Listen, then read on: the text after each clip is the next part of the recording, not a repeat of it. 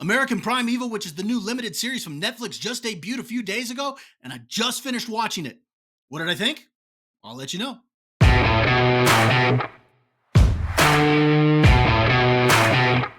Hi everyone, my name is Bob and welcome to Was It Good, where I give you my movie and TV show reviews. And today we're going to be talking about American Primeval, which is the new limited series over on Netflix that features a fictionalized story set in a gritty take on the Old West, but it is centered around historical events. Now, before I get into this review, I do want to let you know that there might be some minor spoilers, as I am going to touch on a couple of plot points, but I am going to try to keep those spoilers to a bare minimum.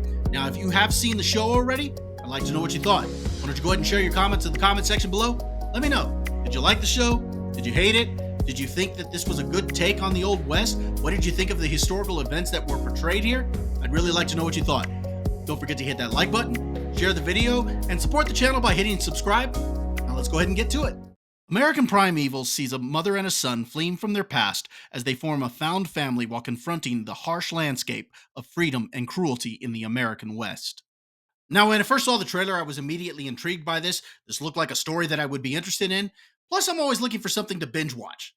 So now that I've seen it, was it good? First off, I want to point out that the tone of the show is very dark and gritty. This is going to be a very harsh look at the American West. This is not some happy-go-lucky expansion West. Instead, this is going to be something more along the lines of the Revenant. And that makes sense because the show actually has the same writer as the Revenant. So our characters are surrounded by all sorts of dangers. In fact, one of the characters of the show actually makes a comment by saying that if it's not outlaws that get you, it's going to be wild animals or the Mormon militia or the native tribes. So there's all sorts of dangers surrounding our characters. And because there are real stakes, you don't know which characters are going to make it out alive. And because of that, you find yourself more invested in their story. I know as a viewer, I was more invested because I was really worried that certain characters weren't going to make it out. Next, I really like the fact that the main story revolved around actual historical events. So the main story involves this character named Sarah and her son Devin, and they're on the run, and they hook up with this character named Isaac and this other character named Two Moons, and they kind of go on this journey together. But this story kind of revolves around real life events. So during this time, you have the Utah War going on, which was a conflict between the Mormon settlers and the United States government. And there's this particular event, the Mountain Meadows Massacre, that's played out on screen. And that kind of springs the story forward. And so I really enjoyed watching this event play out because it was very intense and it matches the tone of the show.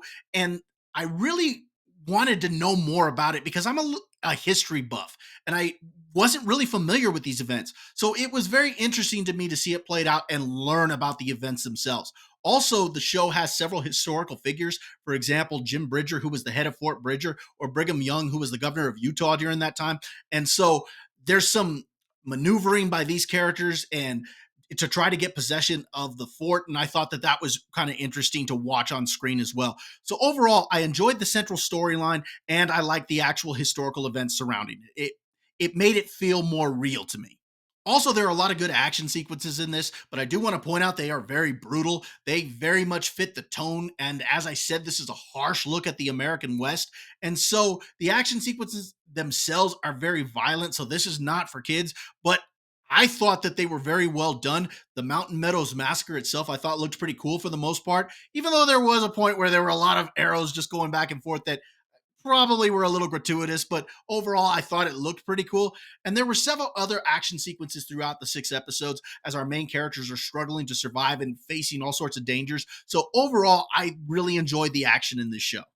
Finally, I want to highlight the acting because I don't think that one actor delivered a bad performance. Everybody I thought brought their A game, and several of the characters have to go to dark places, and where they take those characters, I thought was very good. I also want to highlight Taylor Kitsch, who plays Isaac. He was a very complex character because of some loss that he had in his life and where he was at in trying to help this family survive. And so I really enjoyed his character and watching him throughout the series. He was a highlight for me and he really shined in this role. But overall, everybody did a great job.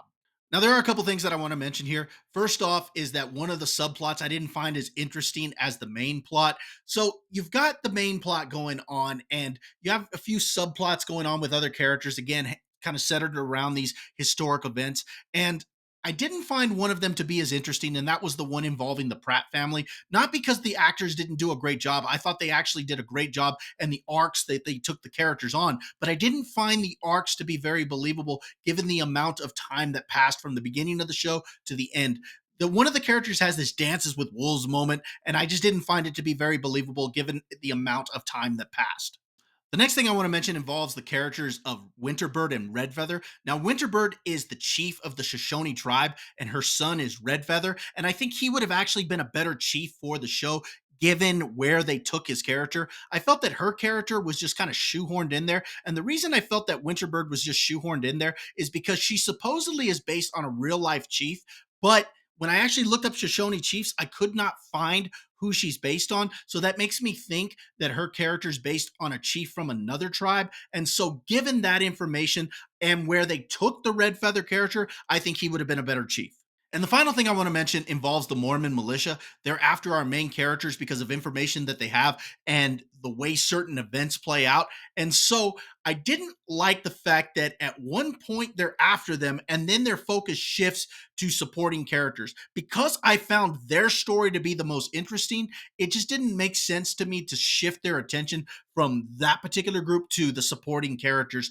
Don't get me wrong, I think that the information that the supporting characters had was just as important, but I think the focus should have stayed on the main characters, mainly because that was the more interesting story. Real quick, before I get into my final thoughts, just a quick reminder to go ahead and check out the other videos on my channel. Maybe I've reviewed something that you're interested in seeing and you'd like to know what I thought about it, or that you've seen it already and you'd like to let me know what your thoughts were. Also, I do have another YouTube channel with a couple of my friends where we put on a show called Dad's Turn to Talk. This is an opportunity for three dads to get together and talk about the things that we want to talk about, including movies, sports, pop culture, and have a little bit of fun at each other's expense. The link to that channel will be in the description below. Final thoughts. Was it good? I thought this was a pretty engaging story that was very bingeable. I like the fact that it was dark, it's gritty, there are real stakes here, and you don't know if your characters are going to make it out all right. And I enjoyed the fact that it's wrapped around historical events, it's got great acting and some very good action. Overall, I really enjoyed this one.